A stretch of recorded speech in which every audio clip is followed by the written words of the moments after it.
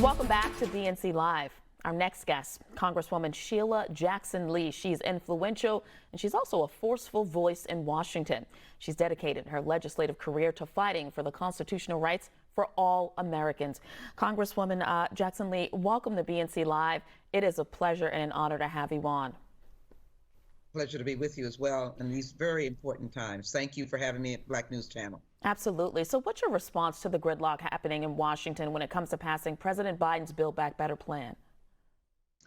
A complete opposite interpretation. First of all, I think it is positive that Democrats who govern on the basis of democracy have a transparent process for the American people to know. I was in Virginia this past weekend, and that was the exact words.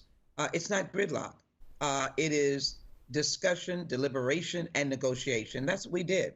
You recall last Thursday, the president came to the Democratic caucus. We gave him a standing ovation after he provided us with the framework for the BBB, one of the most seismic, significant efforts in the history of the United States in terms of changing lives. As vice chair of the Congressional Progressive Caucus, we actually took a stance that day and supported by acclamation, by expansive support of that structure or that formula that he put forward, with the understanding, of course, that the details were to come. At that time, we did not have the text of the bill, but we ultimately got it. And we have been working since Friday, Saturday, Sunday, Monday, Tuesday, and we will be voting this week on both bills. Representative Jackson, what's your thoughts on Senator Joe Manchin? Is he being a team player or is he being a lone ranger at the expense of the American people when it comes to passing this bill? You know, democracy is not pretty. It gives everybody an opportunity to freewheel, to express their views, and the senator obviously has that constitutional privilege. But here's my interpretation of the senator and anyone else that has a question in the Senate. Clarity will come. The bill will be produced. We will vote on it here in the House, and it'll only be voted on when we have all of the T's crossed and I's dotted. And yes, all of those who have to ultimately vote have a full understanding of the bill. I have no quarrel with anyone who wants to get clarity, and that's what Senator Manchin spoke to yesterday. I'm willing to have Senator Manchin have his clarity. But when these bills are passed, $1.75 trillion for the BBB, the Build Back Better, when working families have childcare, when 3- and 4-year-olds universally are able to go to pre-K, when we have comfort and care by essential workers who are paid a decent salary for those who have to be taken care of in their home, when we have broadband, when we get rid of that ugly lead in the water pipes of children and get rid of cancer clusters, and when we get our hands around the climate crisis, I think there'll be a different song being sung. And frankly, we'll be able to move on to very important issues like voting rights. Yeah, Representative Jackson Lee, my final question for you. What do you say to Americans that are just frustrated? I mean, you have some who are so ready for this bill to be passed that they are stalking, ultimately, Congresswoman Kristen Sinema outside of a wedding of a best friend and into the restroom. What do you say to them? Well, first of all, we love our fellow Americans. We understand what democracy allows. It allows a fair opportunity of dissent and or applause. We hope those who are stalking will have the ability now to use their hands and their feet and their voices for applaud.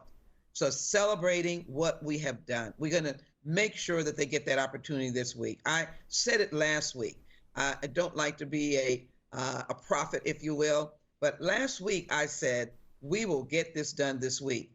And then we'll have an opportunity, I hope I'll be able to come back to the Black News Channel to really push on the voting rights laws and John Robert Lewis bill to be signed by the president to ensure that there is pre-clearance to stop the dastardly redistricting that happened to my historic 18th congressional district held by the Honorable Barbara Jordan. And I hope I'll come back to be able to talk about one other unfinished business, two other, George Floyd Justice and Policing Act that we're working on again now, and H.R. 40, the Commission to Study and Develop Reparation Proposals, study slavery and develop reparation proposals.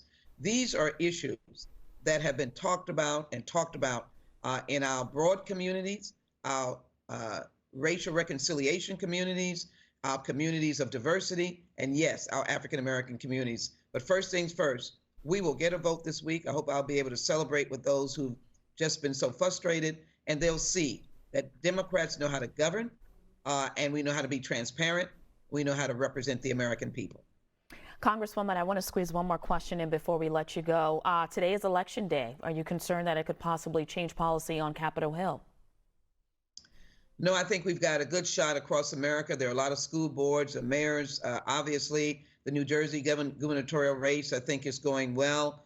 And I think Virginia is going well. I was in Virginia on Sunday. I met some great, enthusiastic Virginians who are only talking about the future, talking about how Virginia was looking forward and not backwards. And they were looking toward the candidate that represented that forward-thinking Terry McAuliffe. So I truly believe that we have an opportunity to make great strides in the election today.